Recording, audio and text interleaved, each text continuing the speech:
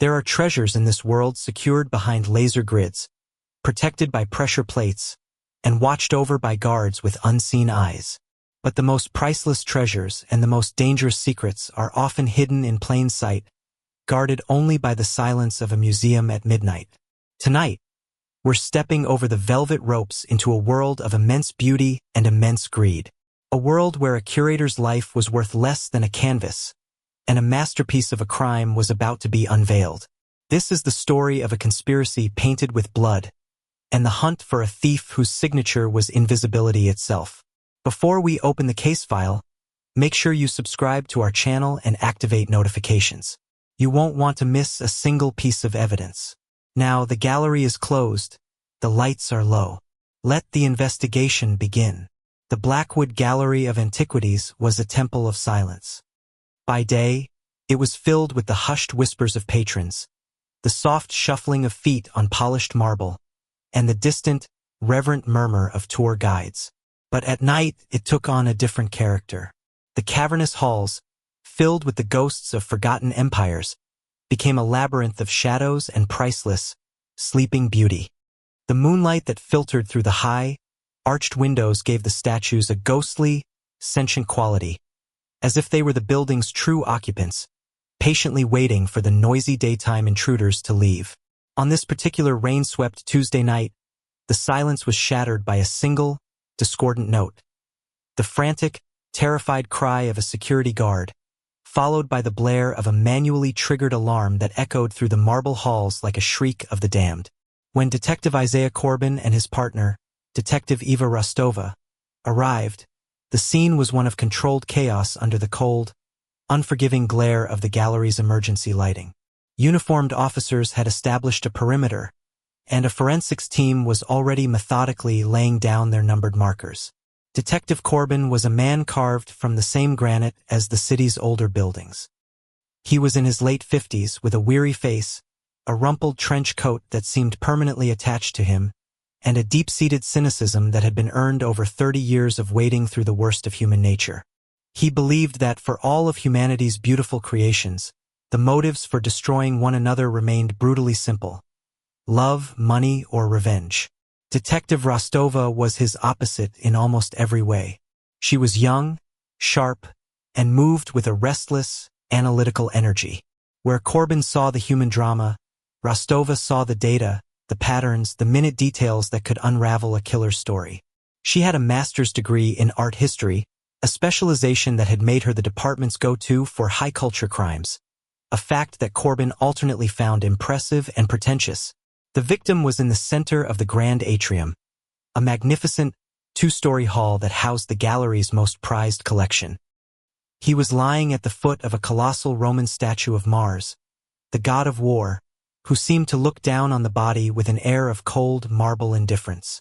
"Meet Dr. Alistair Sterling," Rostova said, her voice low as she consulted her tablet. Age 62.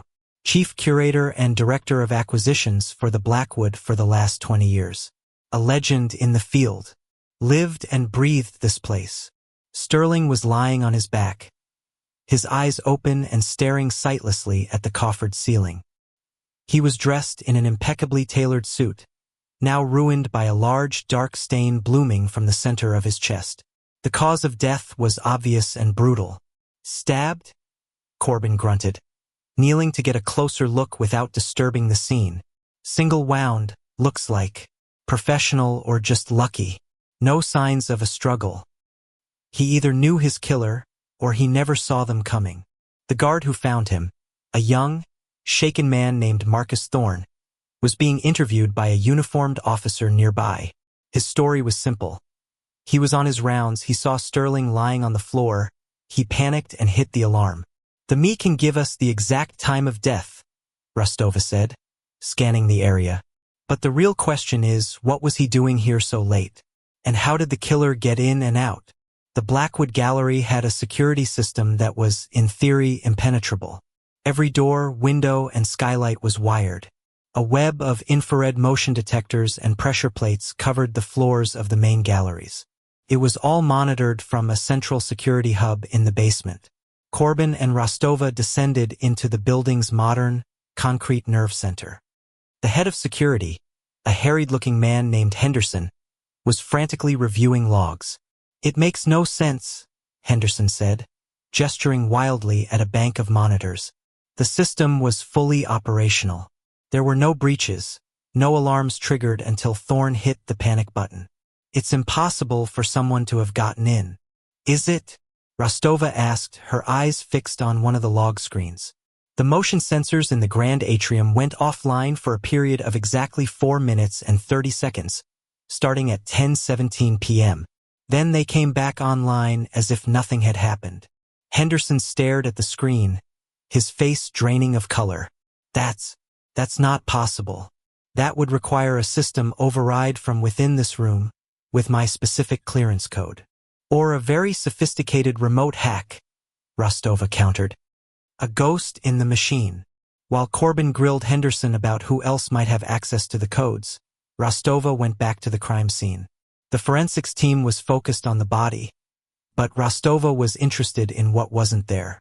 A murder during a museum break-in usually meant a theft. She scanned the priceless artifacts surrounding them. Roman pottery, Greek statuary, Egyptian sarcophagi. Everything seemed to be in its place. Then she saw it. To the left of the Mars statue was a heavily fortified, climate-controlled glass case. It was the centerpiece of the Treasures of Antioch exhibit. Inside, nestled on black velvet, were some of the most famous and valuable ancient jewels in the world. The collection was breathtaking, but Rostova's trained eye immediately noticed a single, small, empty space on the velvet. A placard next to it read, "The Eye of Bel C. 200 AD. Lapis lazuli and gold pendant." The pendant was gone. "Corbin," she called, her voice tight. "We have a theft." Corbin joined her, looking at the case. "The case isn't broken. The glass is intact." "How did they get it?" Rostova ran a gloved finger along the seam where the glass met the steel base. Her finger came back clean, except for a faint, almost invisible, oily residue. She brought it to her nose. The faint, sharp, chemical smell. "They didn't break it," she said, a note of grudging admiration in her voice. "They dismantled it. This residue is a specialized solvent. It could dissolve the industrial-grade adhesive used to seal the case without damaging the glass or the frame. They would have needed a suction cup lifter to remove the glass panel, take the pendant, and then replace the panel. It would be silent, clean. By the time the adhesive resettled, you'd never know it had been opened." "So our killer isn't a smash-and-grab thug," Corbin grumbled. "They're a goddamn engineer." This detail deepened the mystery. The crime was a bizarre contradiction. The theft was the work of a sophisticated, high-tech professional, someone with immense skill and patience. The murder, however, was brutal and direct. It was as if two entirely different criminals had been at work. The initial interviews with the museum staff painted a complicated picture of Dr. Alistair Sterling. To the public, he was a charming, brilliant academic. To his colleagues, he was a tyrannical perfectionist, a man who guarded the museum's secrets with a jealous fury. He made enemies as easily as he acquired priceless artifacts. They spoke to Isabella Beaumont, the formidable chairwoman of the museum's board of directors. She was a woman of old money and even older power, and she did not try to hide her difficult relationship with the curator. "Alistair was a genius," she said, her voice crisp and unsentimental. "But he was an obstructionist. He resisted every attempt to modernize, to make the collection more accessible. We clashed frequently. His death is a tragedy for the art world, but it is not necessarily a tragedy for the future of this institution." Next, they interviewed Julian Croft, the museum's chief art restorer. He was a quiet, almost painfully shy man in his 40s, with hands that were miraculously steady and a deep, scholarly knowledge of his craft. His workshop in the museum's sub-basement was a wonderland of canvases, chemicals, and delicate tools. Dr. Sterling was demanding, Croft said, carefully cleaning a 17th-century oil painting. He had an unparalleled eye, but he trusted no one. He would watch over my shoulder for hours, questioning every brushstroke, every choice of pigment. It was suffocating. Corbin and Rostova left the museum as the gray, rainy dawn broke over the city. They had a dead body, a stolen pendant, and a gallery full of people who seemed more relieved than bereaved. "This feels wrong," Rostova said as they sat in their unmarked car, the rain drumming on the roof. "The thief who could pull off a job this clean doesn't need to stab a curator. They're a ghost. They're in and out before anyone knows they're there. A professional thief avoids violence at all costs. It's messy. It brings the heat." "So maybe the theft was a diversion," Corbin countered. "Someone wanted Sterling dead, and they tried to make it look like a robbery gone wrong. But why take just one small pendant?" Rostova argued. "It's valuable, yes, but there are a dozen pieces in that case worth 10 times as much. The Star of Antioch necklace right next to it is worth $50 million. The pendant is worth maybe 2. It doesn't make sense as a primary target or a convincing diversion." The case was a tangled knot of contradictions. The high-tech, bloodless theft and the low-tech, bloody murder. The missing piece that wasn't the most valuable. The security system that was both impenetrable and porous. As they drove away, Rostova couldn't shake the feeling that they were missing the real story. The murder of Alistair Sterling wasn't just about a stolen pendant. It was about a secret that the curator had guarded so jealously that someone had been willing to kill him to keep it, or to expose it. The beautiful, silent artifacts of the Blackwood Gallery were not just objects of art. They were witnesses, and she was determined to make them talk. The investigation into Dr. Sterling's murder settled into a frustrating rhythm. The Blackwood Gallery remained closed, a silent, sprawling crime scene. The city's elite, who comprised its board and patrons, were buzzing with gossip and speculation.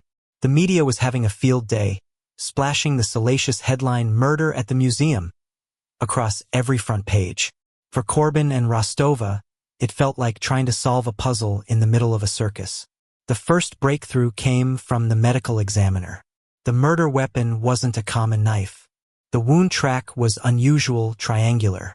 The ME speculated it was a stiletto or a dagger, likely double-edged. This detail lodged itself in Rostova's mind. It was specific, unusual. The second piece of the puzzle came from the forensics report on the display case. The chemical solvent used to dissolve the adhesive was, as Rostova had suspected, highly specialized. It was a compound primarily used in high-end art restoration and conservation to remove old, hardened varnishes without damaging the delicate paint or material underneath.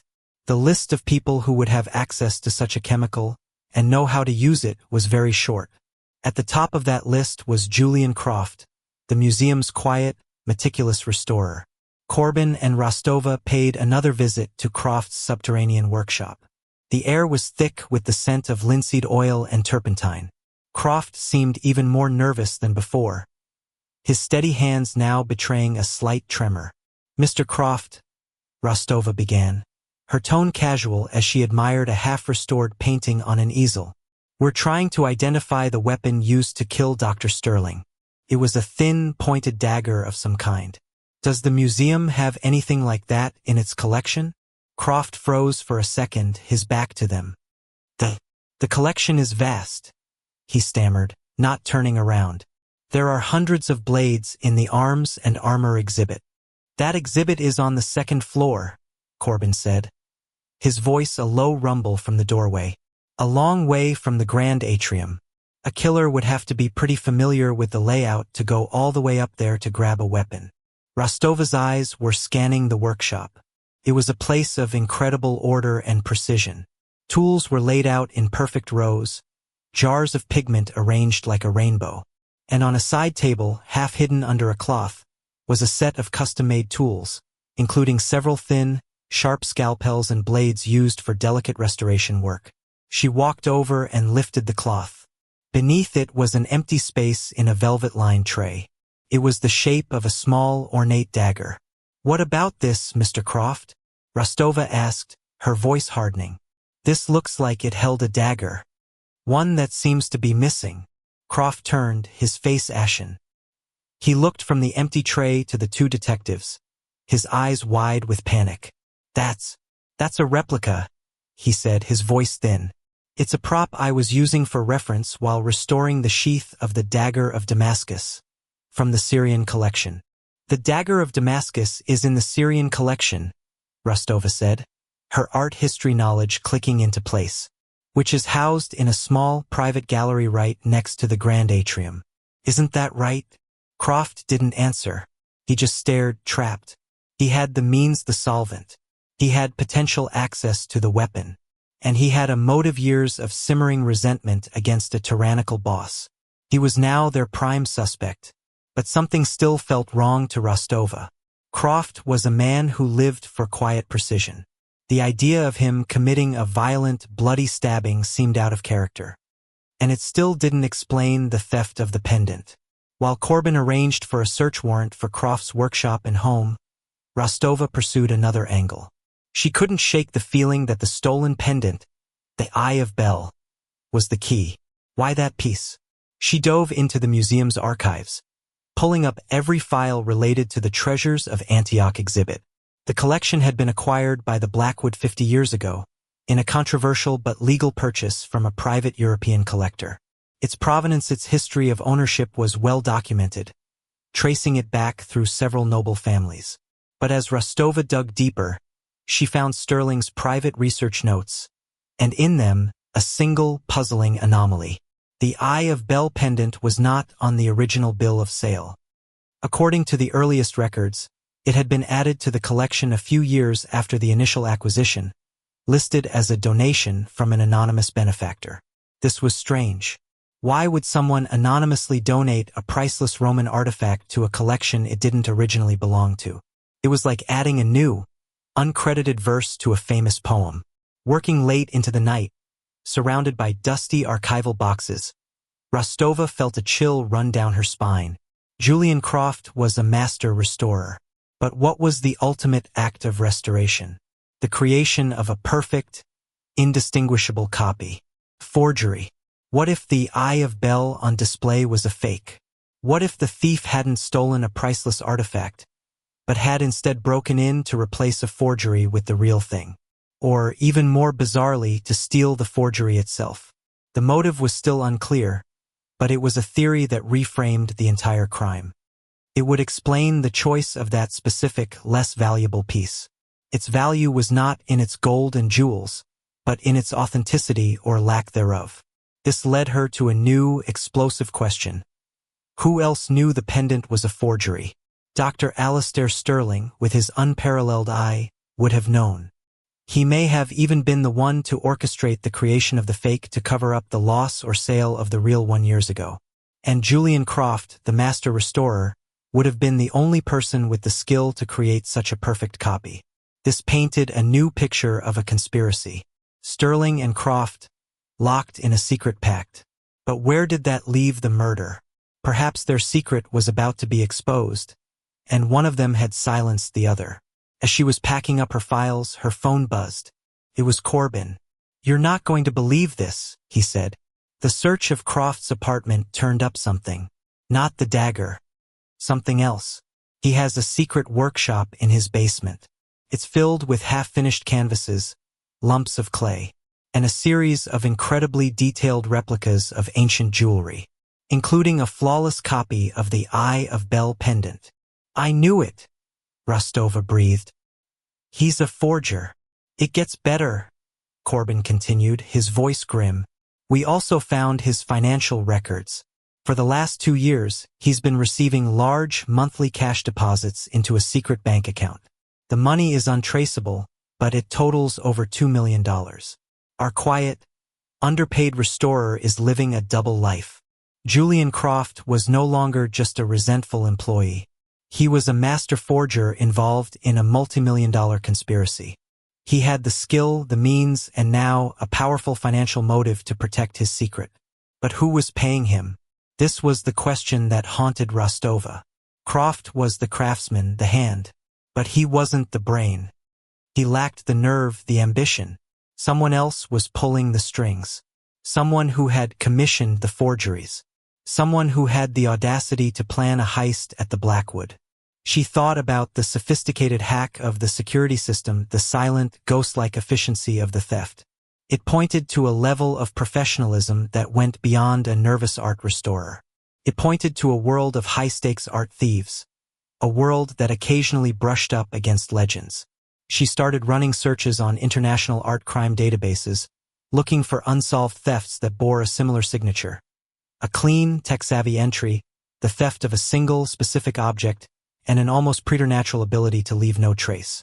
And then she found her, a ghost, a thief known only by the codename Spectre. For a decade, Spectre had been responsible for a series of impossible thefts from private collections and small museums across Europe. Always a single, specific item, always clean, never any violence. Spectre's identity was one of the art world's greatest mysteries.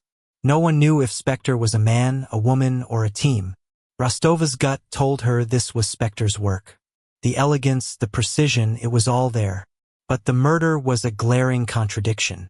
Why would a master thief like Spectre, who had never been caught, suddenly break their one rule and commit a messy, violent murder? Unless Dr. Sterling had caught them in the act. A confrontation in the dark. A struggle. A crime of opportunity, not of intent. The case had a new, shadowy player. They had the forger, Julian Croft, who was clearly being paid by a mysterious patron. And they had a legendary thief, Spectre, who had likely been hired to perform the heist. Croft made the copy and Spectre performed the swap. The Eye of Bel in the museum was a forgery made by Croft. Spectre had broken in to steal it, perhaps to prevent it from being exposed, and had been interrupted by Sterling. The conspiracy was coming into focus. It was an intricate, high-stakes game being played in the shadows of the art world. And Dr. Alistair Sterling, the great curator, had made the fatal mistake of getting in the way. The question was no longer just who killed him, but why this forgery, this one small pendant, was important enough to build a conspiracy around, and ultimately to kill for. The arrest of Julian Croft sent a tremor through the foundations of the Blackwood Gallery. The idea that the quiet, unassuming man responsible for preserving the museum's treasures was secretly a master forger was a scandal of the highest order. Under the intense pressure of interrogation, Croft's carefully constructed world of solitude and secrets crumbled. He confessed, but not to murder. His story poured out in a torrent of fear and regret. He admitted to creating the forgeries, not just of the Eye of Bel, but of the entire Treasures of Antioch collection. It had been a long-term project, taking him years to complete.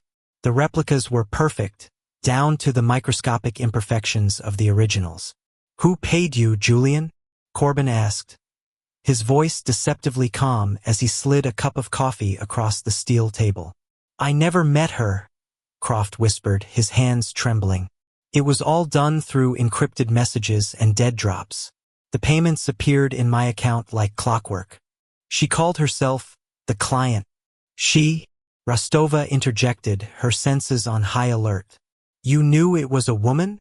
Her instructions were precise, her knowledge of chemical compounds and historical materials was encyclopedic, Croft explained.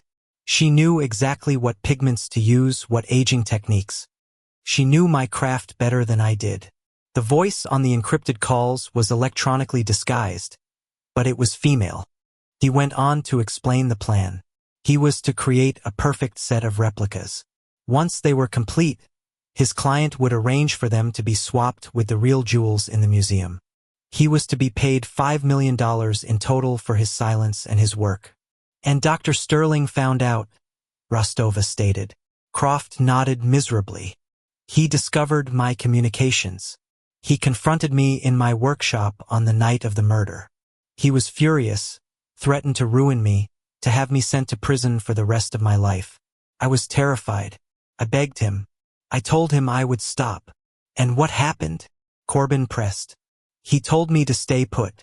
He said he was going to deal with my patron himself. He knew who she was.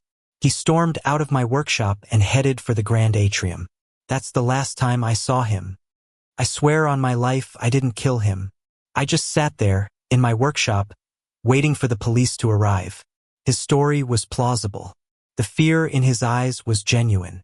He was a pawn, a skilled craftsman caught in a game far too dangerous for him. Sterling hadn't been killed by the forger, but by the client. A brilliant, knowledgeable woman who had commissioned the forgeries. A woman who was likely the legendary thief Spectre. Rostova's mind was racing. Sterling had found out about the conspiracy. He had confronted the forger, and then he had gone to confront the mastermind. It all happened on the same night that Spectre had chosen to perform the heist. It was too much for a coincidence. She went back to the archives, back to the history of the treasures of Antioch. She focused on the original acquisition 50 years ago. The museum had purchased the collection from a European aristocrat named Baron von Kessler. Kessler was known to have acquired much of his collection in the chaotic aftermath of World War II. An idea, cold and sharp, began to form in Rostova's mind. She ran the name von Kessler through databases of art looted during the war. And there it was, a claim filed in the 1950s and dismissed for lack of evidence by a family named Du Bois. They claimed that the treasures of Antioch, their ancestral inheritance, had been illegally confiscated by the Nazis and had ended up in Baron von Kessler's possession. They had no proof and their claim faded into history. Rostova did a genealogical search on the Du Bois family. The line had dwindled. There was only one living heir, a granddaughter, an accomplished historian and art consultant who had dropped out of public life a decade ago, around the same time the thief known as Spectre first appeared. Her name was Serafina Du Bois. The picture was now complete, and it was breathtaking. Serafina Du Bois was not a common thief motivated by greed. She was the rightful heir to the treasures, seeking to reclaim what was stolen from her family. She couldn't prove her claim in court, so she had devised another plan. A plan of audacious subtlety. She hired Croft to create perfect forgeries. Her plan wasn't to steal the real jewels and sell them on the black market. It was to swap them, to put the flawless fakes in the museum display case and walk away with her own family's legacy, leaving the world none the wiser. It was the perfect, victimless crime. But Alistair Sterling had become a victim. Rostova realized that Sterling, a preeminent historian, must have also known about the Du Bois claim. He would have discovered it during his own research, and he had chosen to bury it to protect the museum's claim to the jewels. He had actively suppressed the truth. The final confrontation now played out in Rostova's mind with terrifying clarity. Sterling, knowing the truth of Serafina's identity and her plan, had gone to the Grand Atrium to meet her on the night of the swap. "She's still in the city," Rostova said to Corbin, her voice filled with a newfound urgency. "She has what she came for. She wouldn't run right away. She's not a common criminal." They put out a silent alert for Serafina Du Bois. They tracked her digital footprint, her aliases, and they found her. She was staying in a luxury penthouse hotel overlooking the city, under a false name. She hadn't been hiding. She had been waiting. They didn't send a SWAT team. Corbin and Rostova went alone.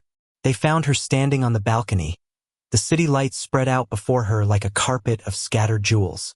She was elegant, poised, and radiated an aura of formidable intelligence. She turned as they entered, her expression not of surprise, but of weary resignation. On a velvet cloth on the table inside the suite lay the entire, magnificent collection of the treasures of Antioch. They glittered under the soft lamplight, more beautiful and vibrant than they had ever looked behind the museum's sterile glass. "Detective Rostova." "Detective Corbin," Serafina said, her voice calm and cultured. "I was wondering when you would arrive." "It's over, Serafina," Corbin said. "It was over the moment he died," she replied, her gaze distant.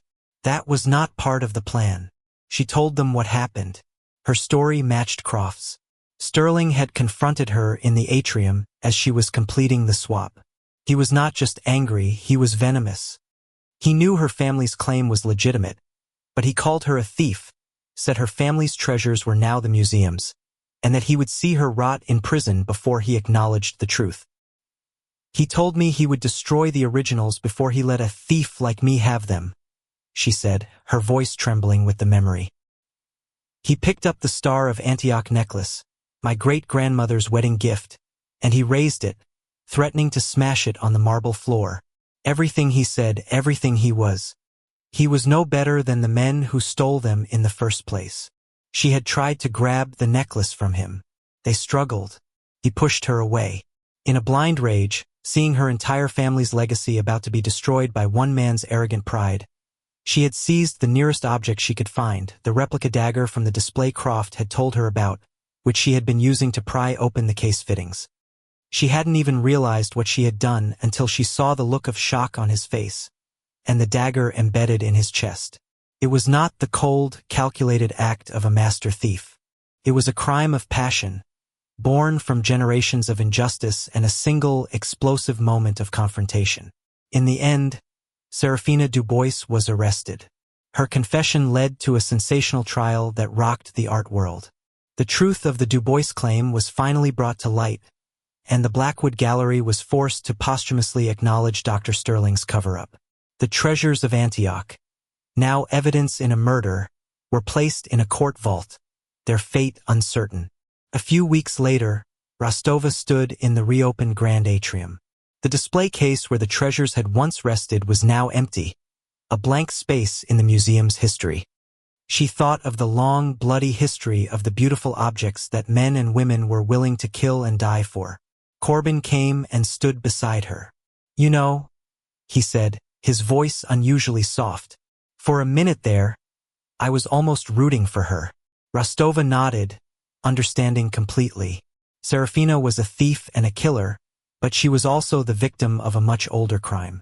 Her story, like the priceless artifacts she had sought to reclaim, was a complex tapestry of beauty, history, and blood, and the silence of the museum seemed, to Rostova, to have finally truly returned. Behind every masterpiece, there is a story, and sometimes that story is one of theft, of lies, and of a righteous anger that simmers for generations. Serafina Dubois was a thief, but she was trying to steal back a history that had been stolen from her. It's a haunting reminder that the lines between justice and revenge, and between a priceless artifact and a simple piece of evidence, can be as fine as a single brushstroke. Thank you for joining us in the Gallery of Secrets. If you want to uncover more stories hidden in the shadows, be sure to subscribe and ring the bell. Until next time, look closely. The most valuable secrets are always hidden in the details.